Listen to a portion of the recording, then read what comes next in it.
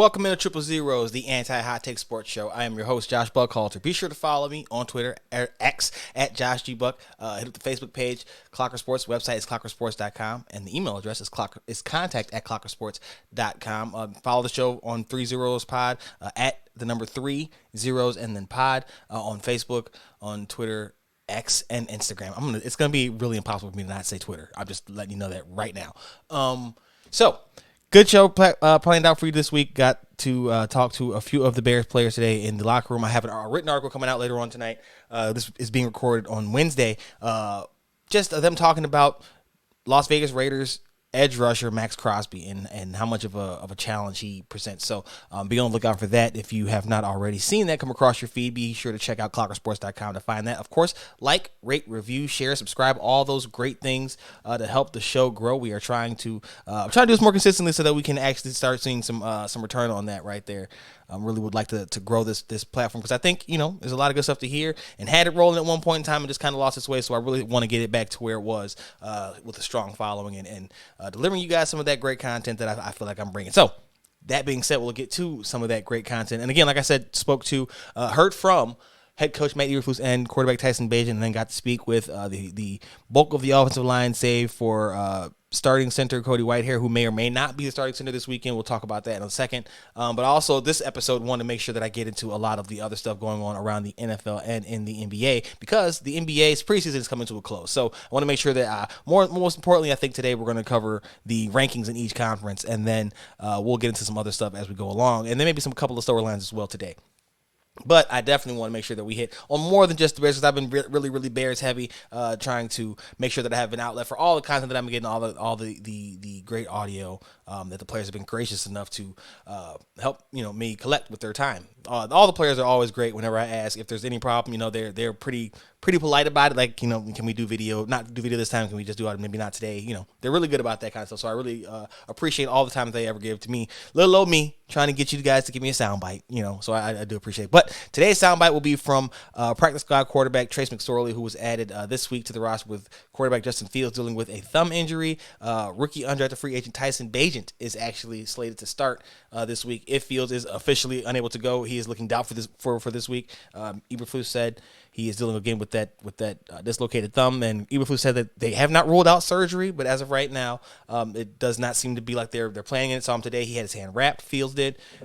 They said Eberflus did that it will come down to his grip strength, so we'll see how long. It's usually a 2 to 3 week thing, maybe with that if there's no damage. So if that's the case, then this could be a win-win for the Bears, where Field, they got to get an evaluation of the guy that they brought in Bagent, even though he's an undrafted free agent, is still their guy. They get a chance to see him for an extended period of time with some preparation, a full week. Fields gets to rest up his body, and then if that doesn't work, you can always go right back to him and say, this is always going to be his spot. If Bagent performs well, he does the old Brock Purdy, right? Then you got your quarterback. There's no way to lose this portion if you put this in the vacuum, right? This evaluation period that the Bears are about to have, they can't lose it.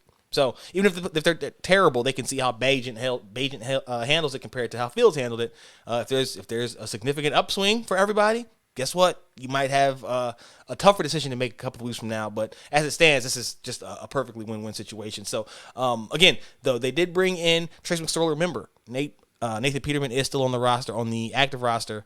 Is he active roster? Maybe on practice squad. Either way it goes, he's still on the roster, and so McSorley is a practice body, but he is somebody that has a style similar to what Fields and even Bagent play. Bagent kind of put himself between a dual threat. He said he's not a dual threat, but he put himself between that and a pocket passer, because he says he's not a pure pocket passer either. I think McSorley is somewhere along those lines, maybe falls more into the dual threat category, more of a guy who tries to make some plays on the move, and he kind of spoke about that in the locker room today. And so I guess we'll start off with that first. Let's get that on and popping. That's right. So here is Bears practice squad quarterback Trace McSorley speaking to me today about what he brings to the team, and then how it is kind of coming in as at that position where you're supposed to be a leader, right? And trying to integrate yourself at this point in what has been a trying season, but really just in general. Things that I bring is dependable, where you're going to be able to give them, then I can make some plays, be able to create with my legs, and make all the throws in the field. So I think those are kind of the things that I've always kind of leaned myself in my game on, being able to make some plays. Smart, take the defense, gives me see the field pretty well, and then create a little bit. What kind of challenges does it present as a quarterback who has to kind of be a leader coming in as a new guy at this point in the season? Yeah, it's a little tough. I mean, obviously, you coming in to this point, and everything's already been established. So, kind of trying to come in and find where you fit in, find your little niche that you can kind of come in and show your value to the team, and then just getting to know guys in the locker room, being around them. Day one here, just learn everybody's name, stuff like that. So I think those are the main things that coming in mid-year really are ways that you help yourself be able to ingrain within the team and within the organization.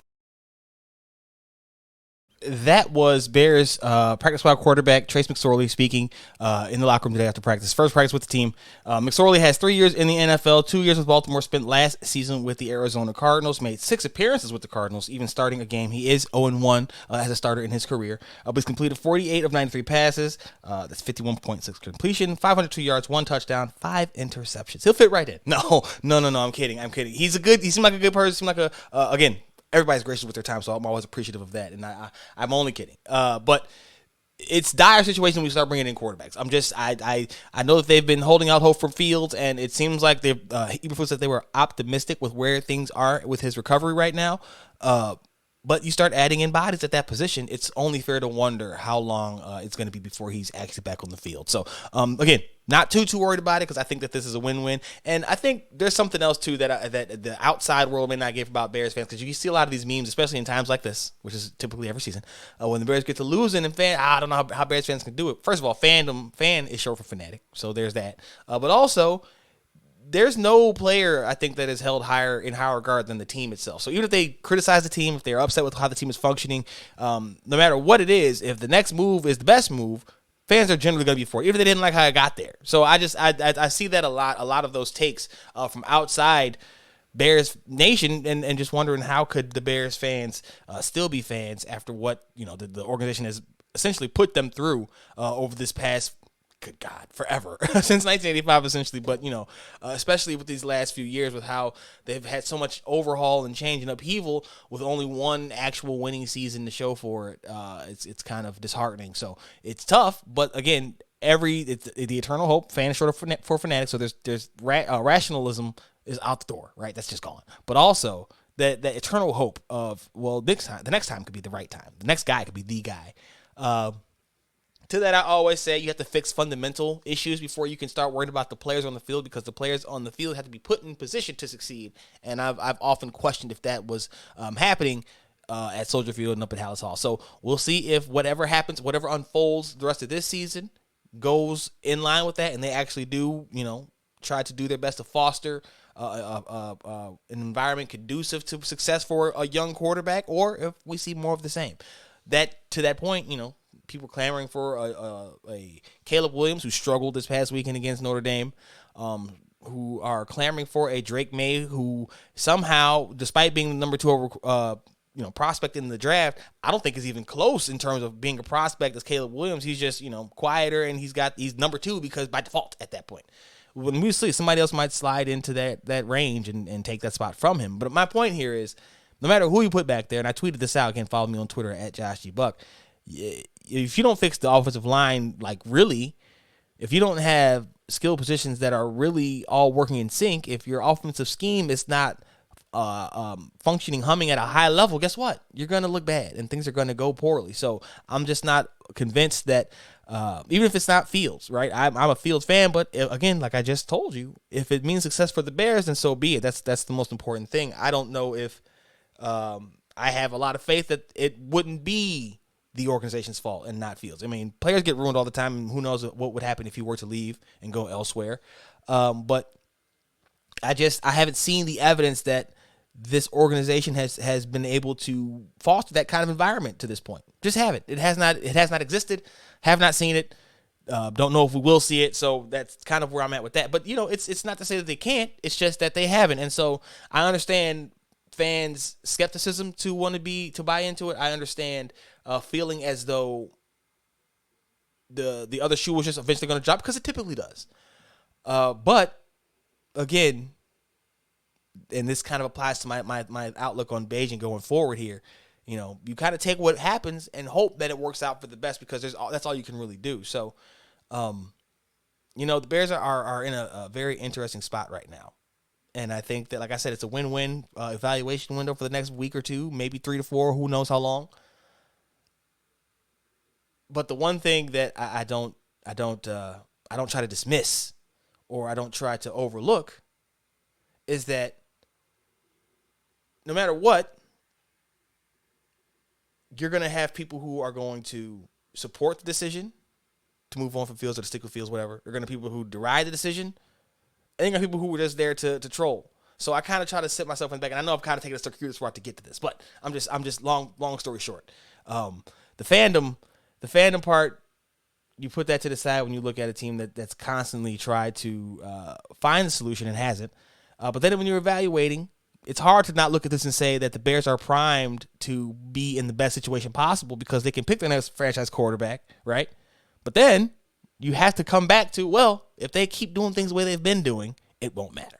And so, like I said, long story short, to get back there, you can't let your fandom, you can't let your hope, you can't let the rosy-eyed look forward into the future cloud the judgment that what we've seen in the past does not instill any type of confidence they could even figure it out. Even if they got the right guy, they might mess that up. That's so you just hope. And then you hope the other part about that is, let's say they do get the right guy and they do start doing the things that you hoped that they would do for this guy. What does that say about how they felt about this guy? Is that fair to that guy? That's just, so there's a lot going into it, but I'm a firm believer in if the things that were problematic before the current guy are a problem now with the current guy, well, guess what? They're going to be a problem for the next guy unless you figure out how to solve those. So this is getting everything in sync, and that's been my longest running issue with the Bears, is that it's never on in sync. Even this time, right? If they move on from Justin Fields and Ryan Poles is in place to pick the quarterback, you've now he's got his own quarterback, but it's impossible to think that quarterback is now on a shorter timeline than Ryan Poles is, and not to think that Poles is on a shorter time. He would have sped it up because he would have bargained and made he would have not mortgaged his future because they already got the picks, but he will have made his decision at that position. You will have had to try 2 quarterbacks. I would assume that you would maybe have moved on from your head coach at that point in time too, right? Like, you have to marry these things up so that they can, if you're going to do first time, I would recommend that whatever they do, whoever they change decision-making wise next time, don't do first time, but that's neither here nor there. If you're going to do it, you got to just let these guys grow together, because the GM that comes in, they almost always want to bring in their own coaches, players, that kind of stuff. And maybe he liked Justin beforehand, and maybe that changed since after seeing him. Maybe they still do. Who knows? But I just feel like the part of their constant cycle has been the constant inability to match those things up at the same time. If they figure that out, maybe they'll figure out some more stuff. I don't know. That's just my hope, okay? I'm trying to be optimistic. Now, a couple other news and notes from around the league. There's been a lot of injuries, man. The Los Angeles Rams are dealing with injuries to their running back room. Both Kyron Williams and Ronnie Rivers are dealing with injuries. Ronnie Rivers is actually headed to IR, so that's something to keep an eye on, because that's a very thin group as it is, and the Rams are kind of toiling away. It's weird for a recent Super Bowl champion to be working as anonymously as the Rams seem to be, but they're just not stealing the headlines that they once were, I guess, because the whole shock and awe of how stacked they were is gone. They're not that stacked anymore, at least on paper, and so you kind of just wonder, where the buzz went, really. We did have a trade today. The Chiefs received wide receiver Mecole Hardman from the New York Jets, in addition to a late-round pick swap, per Adam Schefter of ESPN. Hardman has familiarity with the Chiefs system. He was not overly productive there, but he was productive. I'm not convinced this solves their wide receiver woes. I do think it helps, though, because, again, he's got familiarity. He's more of a veteran, more proven than the guys that they do have. But he's a small MVS in the sense that I'm not sure that he's going to give you much more than some gadget plays and some deep bombs, right? I don't know if he's got the skill set to be a number one type or to be that kind of guy. Otherwise, he wouldn't have been buried in New York. And I know you had the Xavier Gipson, I believe his name is, the receiver who stood out for the Jets. But again, if Hardman was that, he might not be available. So I'm just kind of curious to see how it all works out. I'm a firm believer in Mahomes' ability to elevate somebody and make them play maybe 2 to 3 levels above their weight class. But I just can't deny the fact that guys don't typically get traded when they're actually, helpful. If they're actually able to be used on a team. It's not like the Jets are hungry for playmakers or need playmakers like that, but you just don't see teams getting rid of playmakers or somebody that they just signed this past offseason. It's weird, too, because the Chiefs could really be reuniting with a couple of other guys from last year, and Hardman and edge rusher Frank Clark. We'll see if that ends up coming to fruition. But, I just don't know if that solves the Chiefs' wide receiver woes. I feel like they need a little bit more. That's me, and I've been proven wrong before. Will be again. Won't be the last time, or his first time won't be the last time. So, however that happens, cool. If he was that before, you wouldn't let him go. You feel what I mean? He's almost redundant with Sky Moore. Rashee Rice is the best thing about this. So you just hope that he can kind of step up and continue his upward trajectory, especially with Justin Watson now. But it's just, the Chiefs are one of those teams, man, where the move that you want them to make, they probably don't make because they know that they need things elsewhere to help make the central, the operation function at its peak or as high a level as possible. But I just can't imagine, or I can't help but think what this offense would be like if they were to have that true number one wide receiver weapon, right? Especially as Kelsey gets onto the back nine of his career. You just feel like it's kind of a necessary, mandatory thing. I don't know. We should see quarterback Trevor Lawrence take the field tomorrow for Thursday Night Football as the Jacksonville Jaguars take on, and I got to look this up because I've been stumped with this one all day. But Lawrence was dealing with, I believe, a strained knee injury, and so if you've been paying attention to the league, the NFL has had down scoring this year. Protection has been down this year. Quarterbacks are taking less deep shots. It's the Saints, by the way, in Thursday Night Football. So part of it is there's been injuries to a lot of the key guys, right? Burrow started slowly. Lawrence is now banged up, but we've seen Derek Carr was out. Jimmy Garoppolo's been banged up. When you think of it that way, you think about, okay, there's more backups playing. And then you think about the lack of, and I talked about this a couple of episodes ago, the lack of preseason time for a lot of these things. It's a very weird time in the league, man. It's very odd, I think. That's why I understand the Chiefs are not necessarily beating down the doors to go and secure a wide receiver. It's personal preference, but it's not, maybe not necessary. There's not, how many juggernauts do you see in the league? How many? Even the 49ers showed, right? The Eagles showed, right? The Dolphins, the Bills, like all the top teams have showed they have undeniable flaws. So if you're the Chiefs coming off of a Super Bowl and you still have 15 back there, how can you not feel as though you can do just enough with enough to get by? And I think that's what this trade shows. Now, we'll see if it works out. They got to think another week or 2 weeks to figure it out because it's week 8 is the deadline. Maybe this is just the first move. Late round swap, it's a flyer.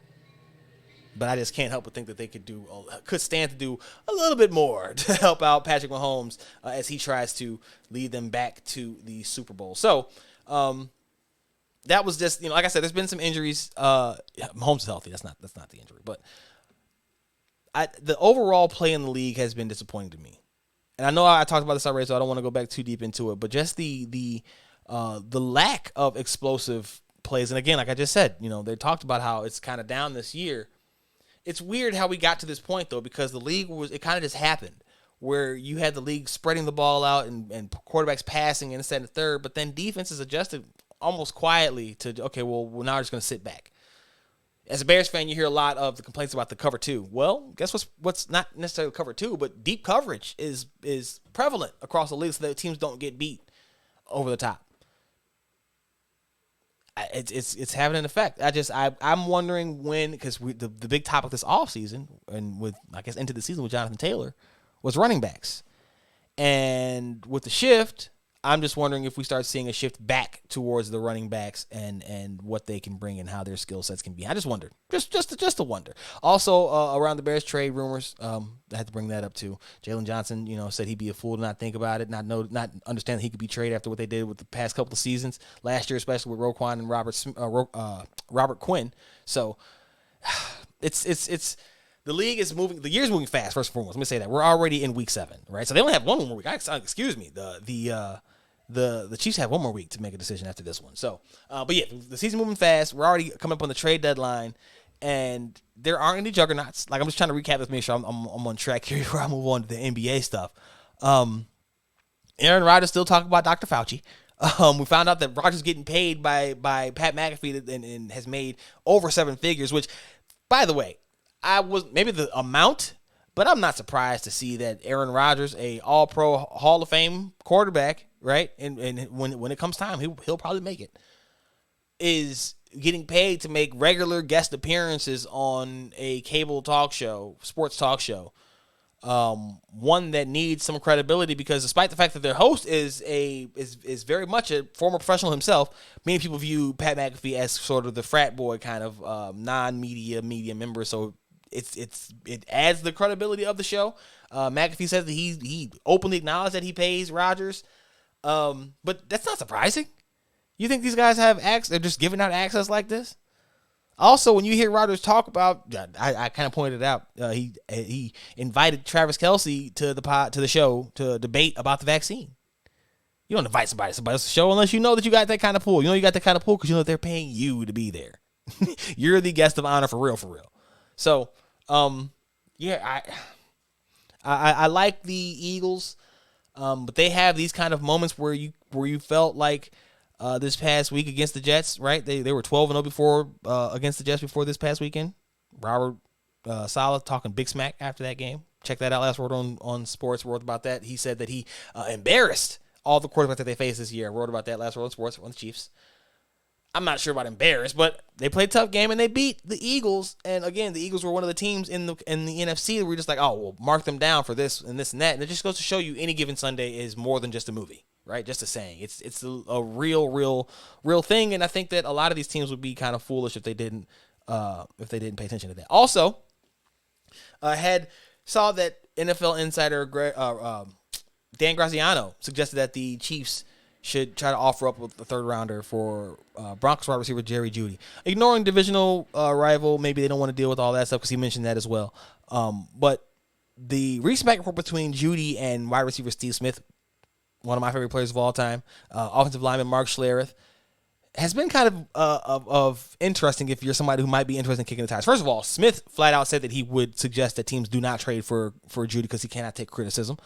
And to that point, Schlereth kind of alluded to that as well, because Jeudy took offense to Schlereth calling out Jeudy and Courtland Sutton, for their lack of effort and being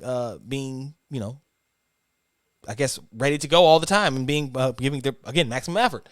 Well, Jeudy clapped back at Schlereth. Schlereth, called him out for having a 3 something like that for 14 yards three catch for 14-yard day against the Chiefs.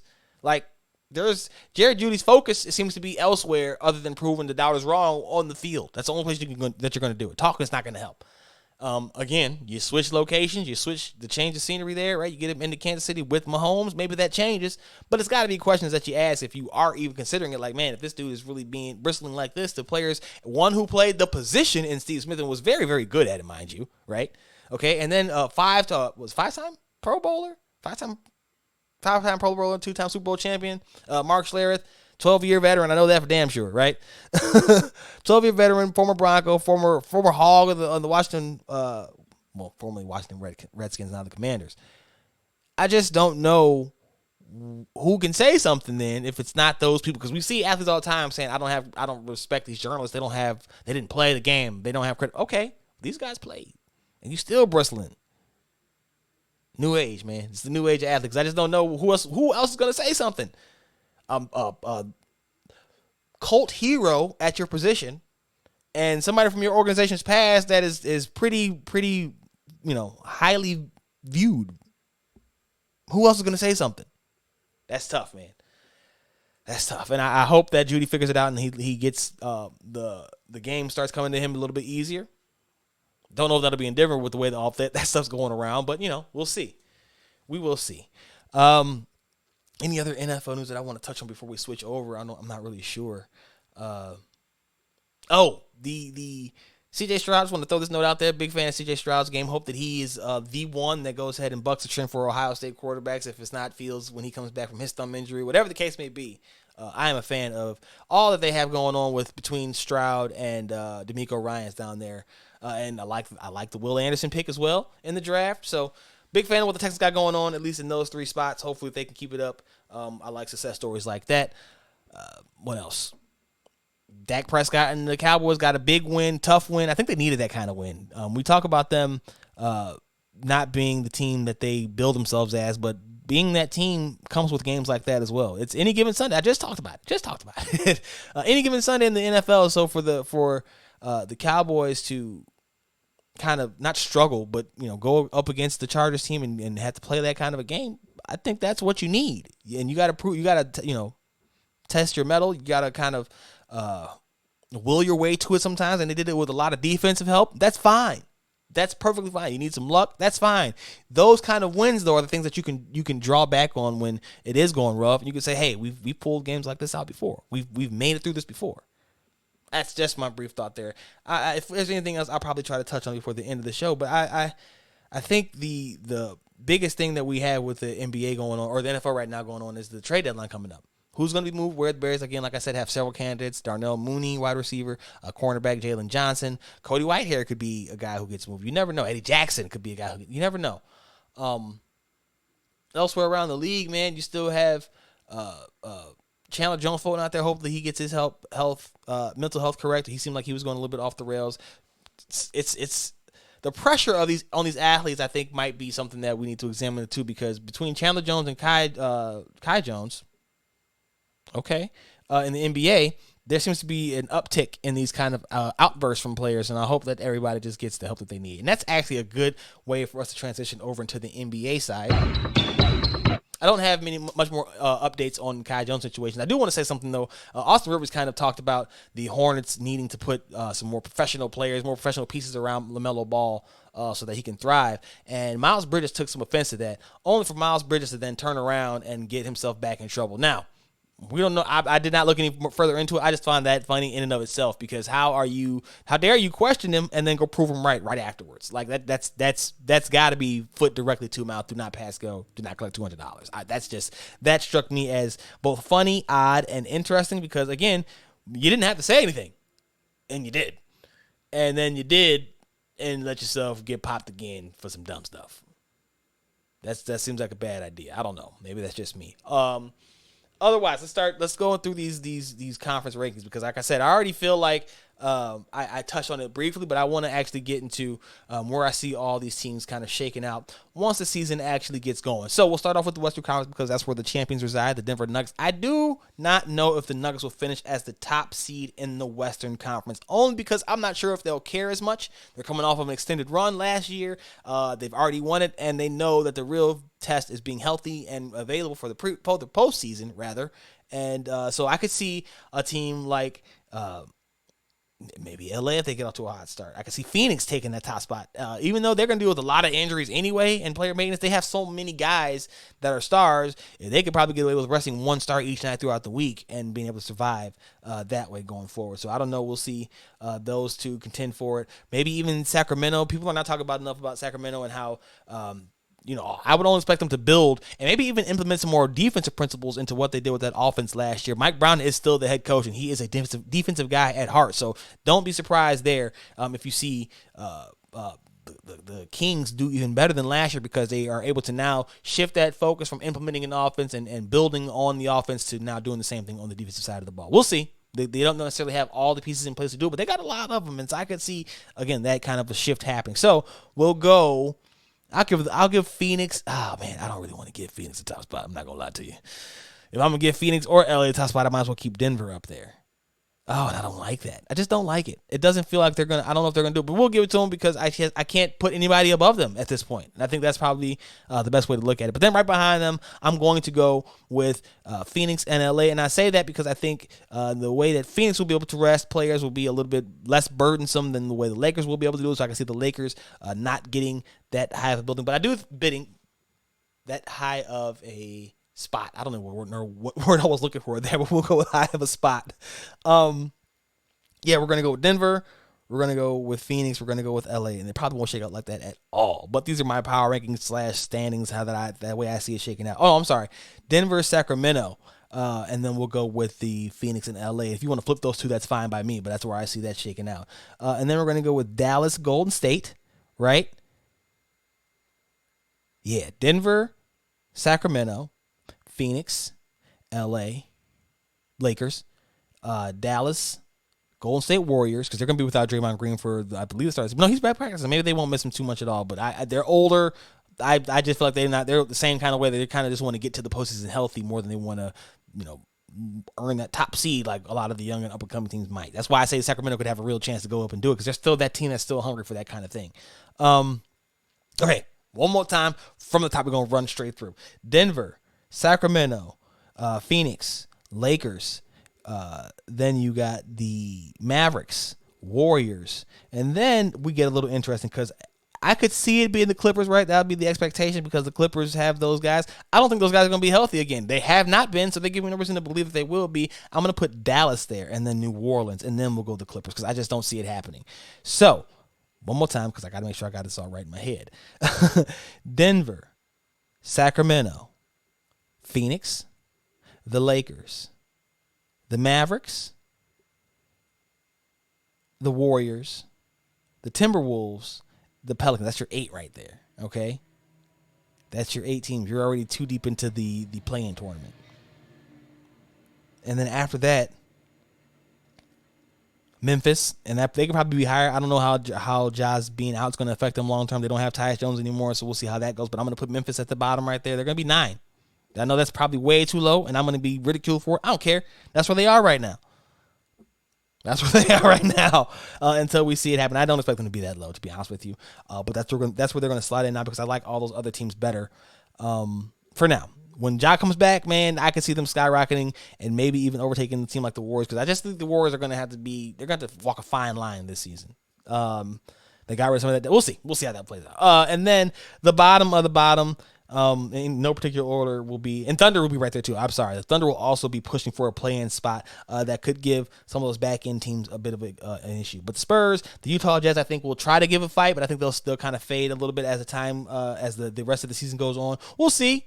We'll see about that, but I'm just not sure that there's enough there quite yet to push in what is obviously a stacked Western Conference because I haven't even talked about the Houston Rockets who revamped their roster this offseason. The Spurs should be competitive. They won't be good, but they should be competitive this year in terms of game to game because of Victor Wembanyama and the circus that's going to be following around him. So that's my Western Conference. Then you got Portland. Portland's going to be probably the worst team in the at least in the West. Maybe not the league, but definitely in the Western Conference because they're in year 1 of a rebuild, so don't be surprised by that.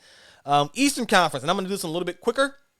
And then I'm also going to try to, I'll try to tweet these out before the regular season too, because I want to make sure that I have them right and have them in written form, so for easy reference instead of having to come back and find this in here. And then maybe let's do one more quick rundown of the West. Denver, Sacramento, Phoenix, LAL, that's the Lakers, Dallas, Golden State, Minnesota, New Orleans, OKC, I switched it. And then you can kind of work out the rest of you there. Memphis. OKC and Memphis are the two that are toughest for me to kind of gauge because Memphis, like I said, without Ja, and then OKC is still a young team. They can challenge. They're going to be good. How good? We just don't know yet. So those are my 2 wild card teams that both could rise much higher. That's why they're down there now. I'm just not sure about them. That's how I'll phrase that. I'm not sure where they are just yet. A couple games in, we'll probably revisit this, and I can maybe bump them both up, one or both of them up, substantially even maybe. So we'll see. In the Eastern Conference, though, we already know, man, the 2 blockbuster trades that happened, Damian Lillard and the Drew Holiday going to the Boston Celtics. Damian Lillard went to the Milwaukee Bucks. I told you that when that happened, that those are the top 2 teams. I don't care what order you have them in. I would probably still go with Boston because I feel like they're deeper than Milwaukee is. Milwaukee is also older, and with age comes injuries, and those 2 guys have dealt with injuries, especially Lillard playing what? Oh my gosh, it was like 20-something games last season. So I'm not gonna say that the Bucks have the clear and obvious advantage here, but I do think that they could easily take that top spot, especially if things don't click for Boston on the court as we expect them to. Now, I don't expect that to be the case. I expect Boston to be able to manage whatever they have going on with the addition of Porzingis, Derek White in the starting lineup now. I think that'll all be fine, but I just I could see a world where where Damian Lillard helps boost up the Bucks a little bit higher than Drew Holiday added into what the Celtics already had going boost them. I don't think either one is bad. And again, those are my top 2 teams in the Eastern Conference. The rest of the way is a little tricky because you could easily go Philly if James Harden is bought in. Doesn't sound like he has been though, so we can't put them there. New York, I don't trust that, right? You have a bunch of middling teams after that. Toronto. Miami's going to be number 3. But here's the thing: will they be number 3 in the regular season, or are they just the third best team in the Eastern Conference? Which is two different arguments because as we saw last year when they went from 8 seed to the NBA Finals, they don't necessarily put all the stock into the regular season. So I'm not going to necessarily say that they're going to go ahead and boop bop bing, they're good. That might not be the case. But they're going to be the third best team in the East when it's all said and done. I don't have anything to back that up. They had a bad offseason. They missed out on the trade talk. They let 2 starters go or 2 potential starters go in Max Strus and Gabe Vincent. And I'm still not going to be able to put them lower than third because I just don't have enough faith in what Philly is doing, enough faith in what the Knicks are. The Knicks seem to have just accepted that they're like the 5th best team in the East when everything breaks right. Whatever. Toronto is in a bit of a transitional period that can go either way still, right? And then you have the Atlanta Hawks, man, who I think are going to be a top 5 seed as long as health permits, and maybe even better if they can get things to click the way they need to be. This is a talented group that went to the Eastern Conference Finals 3 years ago at this point, at the end of the 2020-2021 season. I'm a little bit partial because I cover them every day, but at the same time, I've also seen this team, and you guys know I'm not somebody that's going to just let the bias kick in. I'm going to tell you what it is, and what it is this is a talented team that just has been missing something. Is that something Quinn Snyder? I don't know. We'll find out this year. I think we'll find out rather soon. I think they think it is. And that's a big part of the battle is having that faith, right? So I think Atlanta challenges for a top 5 seed. That New York, Philly, Atlanta triumvirate is going to be something to keep an eye on. And then Cleveland as well. Although Cleveland, man, they better do something this year because Donovan Mitchell's not signing the extension. There's the rumors that he's ready to bounce at the first chance. Like, dude, y'all got to do something. So, okay, I'll put 4 teams in that group. New York, Philly, Atlanta, and you got Cleveland. If everybody's healthy, Philly's probably still the top team of that group. I do not have enough faith in the Knicks over a 7-game series, so they're going to be at best 4th. And then you got the Torontos in the world. Oh, man, the East is going to be jumbled up, too. Looking at it, man, it's going to be jumbled up, too. You got Boston, you got Milwaukee, you got Miami. 1, 2, 3. 4, 5, 6, 7, right? And even 8.